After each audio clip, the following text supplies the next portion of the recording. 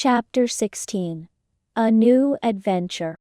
The sun was just beginning to rise over Karakura town, painting the sky in hues of pink and gold. Ichigo stood on the rooftop of the Kurosaki clinic, his arms crossed and his borrowed auburn hair catching the early morning light. It had been a month since the transformations, and life had settled into a strange, almost comfortable rhythm. From behind him, he heard the familiar clatter of footsteps. "You're up early?" Orihime said, her voice deep and warm in his body. She hopped up onto the roof with surprising agility, landing beside him with a grin. Ichigo glanced at her, raising an eyebrow. "You're the one who's been sneaking out before breakfast lately. What are you doing?" "Training." Orihime leaned against the railing, her posture casual and confident in Ichigo's tall frame. "Maybe," she said teasingly. "Or maybe I'm just trying to keep up with your reputation. You know, saving people, fighting hollows, being all broody and mysterious." Ichigo rolled his eyes. "I'm not broody." Orihime smirked. "You kind of are, but it's okay. It works for you." He shook his head, unable to stop the small grin tugging at his lip. "Whatever. You're the one who's been showing off? Renji told me you lifted a car the other day." Orihime's grin widened. "Oh, only because it was in the way." "Yeah, sure," Ichigo said, his tone dry. "You're getting way too comfortable in my body." Orihime tilted her head, her expression turning thoughtful. "Well, you're not exactly struggling in mine. You've gotten so good at moving in it, Ichigo. Honestly, you might be prettier than me now."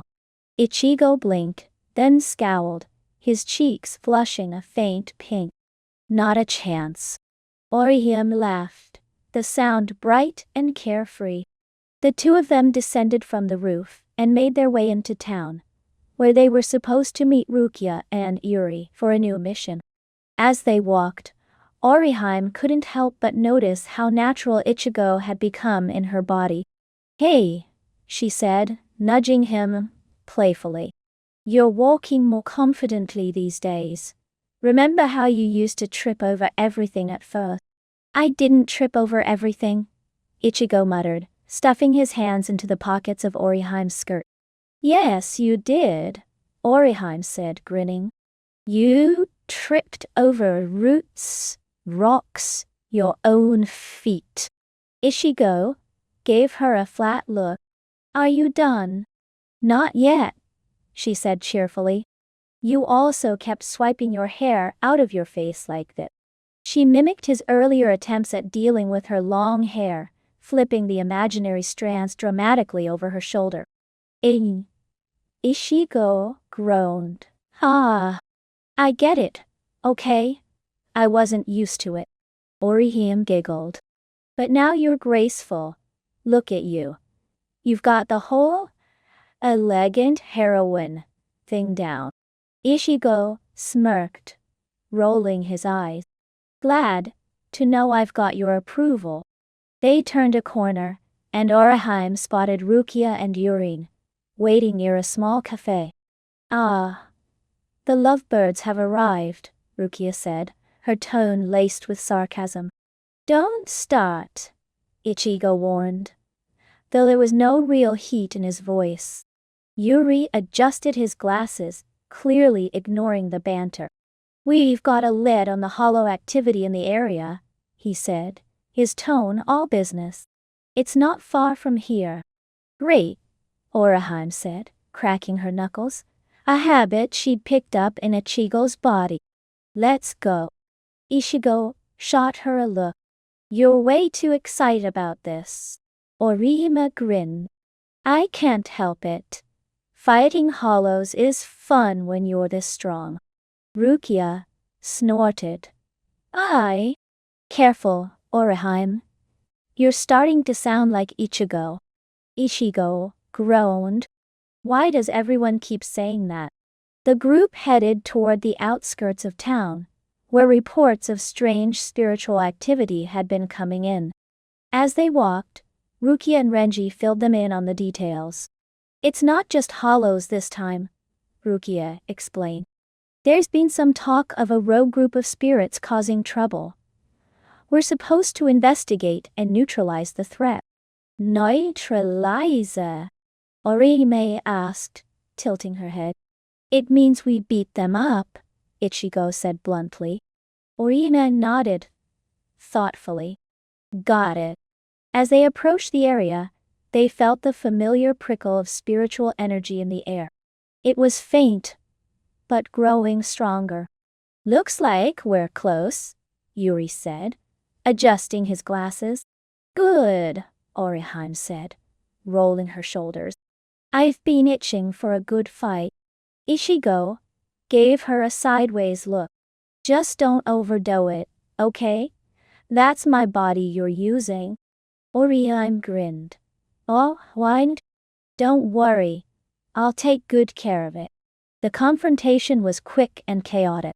A group of rogue spirits, their forms twisted and unstable, emerged from the shadows. Ichigo and Orihime sprang into action, their movements instinctive and fluid. Orihime, in Ichigo's body, charged forward with a ferocity that surprised even her. She dodged an incoming attack, then countered with a powerful punch that sent one of the spirits flying.